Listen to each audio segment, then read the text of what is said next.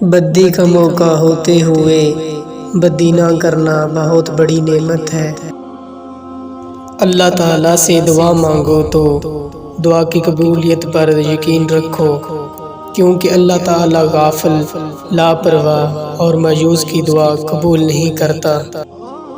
یہ دنیا بھی کتنی عجیب ہے، ایماندار کو بے وقوف، بے ایمان کو عقل مند اور بے حیا کو خوبصورت کہتی ہے۔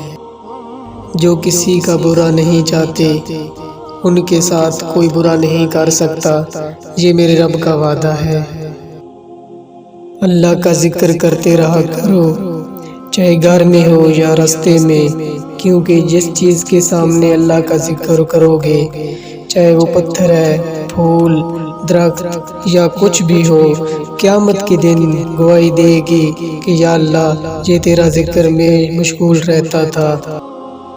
آپ کی مشکلات اور ان کے حل میں اتنا ہی فاصلہ ہے کہ جتنا آپ کے ماتھے اور سجدے کی جگہ کے درمیان تک کا فاصلہ ہے۔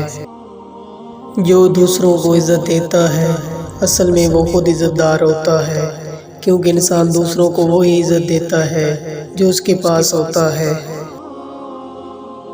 اللہ تعالیٰ کی رحمت کی پہلی نشانی یہ ہے کہ انسان کو اپنے عیب نظر آنا شروع ہو جاتے ہیں۔ جب تمہارے دل میں کسی کے لیے نفرت پیدا ہونے لگے تو اس کی اچھائیوں کو یاد کر لینا۔ اللہ تعالیٰ کا ارشاد ہے کہ اے اہل ایمان، مردوں سے کہہ دیجئے کہ اپنی نظریں نیچی رکھیں اور شرمگاہوں کی حفاظت کریں، اور اہل ایمان عورتوں سے بھی کہہ دیں کہ اپنی نظریں نیچی رکھیں اور اپنی شرمگاہوں کی حفاظت کریں۔ رات کی خاموشی کی آنسو ضدی بچے کی طرح اپنے رب کی بارگاہ میں بات منوا لیتے ہیں، اور اللہ اس لاڈلے کی بات کبھی رد نہیں کرتا۔